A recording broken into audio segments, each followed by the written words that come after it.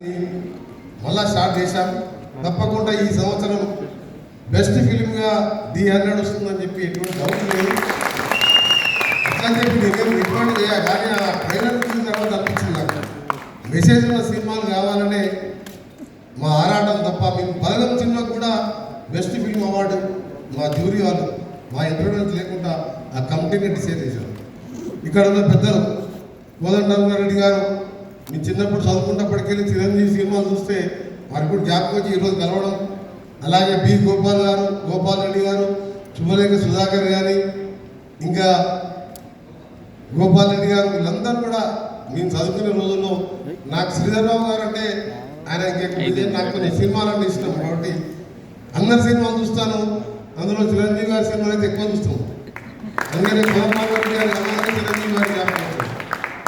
అన్నిటికంటే ముఖ్యం ఇవాళ నేను మీకు చెప్పదలుచుకుంది, తెలుగు రాష్ట్రాల్లోనే పార్టీలో ఖచ్చితంగా ఒక మంచి వ్యక్తి, ఉపరాష్ట్రపతిగా రిటైర్ అయిన అజాత శత్రువు అయిన వెంకయ్య నాయుడు గారు కూడా చూసి మెచ్చుకున్నట్టే తప్పకుండా ఈ సినిమా సక్సెస్ అవుతుందని చెప్పి నాకు అర్థమైంది.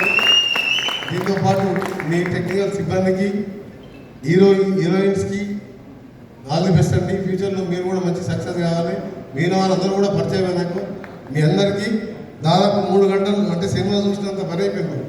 కానీ మాకు టైం తెలియాలి. ఇప్పుడు 3 గంటలు మా శ్రీధర్ బాబు గారు, మా ఆర్కే సాగర్ గారు, ఇంతమంది డైరెక్టర్ చూసినాక నేనేదో హాఫ్ అన్ అవర్ అటెండ్ అయిపోయి టెస్ట్ మ్యాచ్ గెలుస్తామని చెప్పి నాకు కొంచెం క్రికెట్ కూడా ఇష్టం కాబట్టి మ్యాచ్ చూద్దాం అనుకున్నాను. కానీ ఆ మ్యాచ్ చూస్తే మర్చిపోయాను.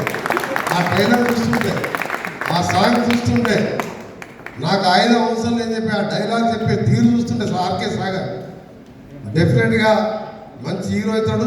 నా సపోర్టు, మా సినిమా తెలంగాణ గవర్నమెంట్ సపోర్ట్తో పాటు సినిమాటోగ్రఫీ మినిస్టర్గా మీ సినిమా ప్రమోషన్ కావాల్సిన విషయంలో కానీ ఫ్యూచర్లో నువ్వు ఏదైనా యాక్టింగ్ చేయదలుచుకున్నా తప్పకుండా నా పూర్తి సహకారం, మా శ్రీధర్ బాబు గారి సహకారం నీకు ఉంటుంది. నువ్వు తప్పకుండా బెస్ట్ హీరోగా తెలుగు రాష్ట్రాల్లో నీ పేరు అందరూ కూడా ప్రతి ఒక్కరు కూడా చూస్తారు. మేము మొగుల్ రేకుల సీరియల్లో అప్పుడప్పుడు మధ్యలో అక్కడ కూర్చున్నప్పుడు ఇంట్లో వాళ్ళు చూస్తుంటే మేము చూసేది తప్ప మొత్తం చూడకపోతుంది సీరియల్. కానీ ఎవరన్నా ఆ టైంలో మనం వచ్చి ఏదన్నా టీ పెట్టమన్నా కాఫీ పెట్టమని ఎవరు వచ్చేది కదా.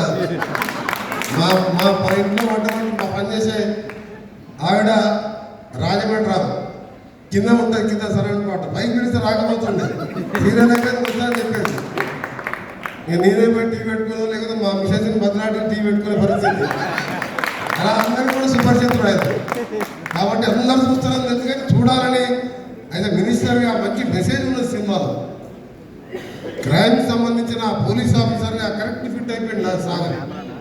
అందరు కూడా మరొకసారి ఈ టీం సినిమా కోసం కష్టపడ్డ టెక్నికల్ కానీ ఈచ్ అండ్ ఎవ్రీ కెమెరామెన్స్కు అందరికి కూడా ధన్యవాదాలు తెలియజేసుకుంటూ మరొకసారి ఆర్కే సాగర్ గారికి, ప్రొడ్యూసర్స్కి, డైరెక్టర్కి, ఇక్కడ విచ్చేసిన అత్యంత మహారాజు తెలుగు ఇండస్ట్రీలో ఉన్న వారందరికీ, తప్పకుండా పైరసీ విషయంలో కూడా నిన్న న్యూస్లో చూస్తున్నాను, తప్పకుండా పోలీస్ ఆఫీసర్తో మాట్లాడి పైరసీని అరికట్టడంలో కూడా సినిమాటోగ్రఫీ మినిస్టర్గా డెఫినెట్గా తీసుకోవాలి.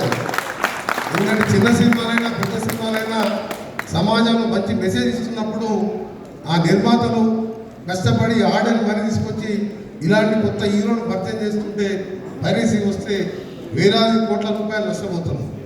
తప్పకుండా మా ప్రభుత్వం యాక్షన్ తీసుకున్నది. ఇప్పటికే పోలీస్ అధికారులతో మాట్లాడడం జరిగింది. నేను కూడా డెఫినెట్గా దాని విషయంలో కూడా స్ట్రిక్ట్గా ఉంటామని తెలియజేసుకుంటూ మీ అందరికీ మరొకసారి బెస్ట్ విషెస్ తెలియజేసుకుంటూ మీ టీం అందరికీ all the best Sagar, you are future hero of Telangana.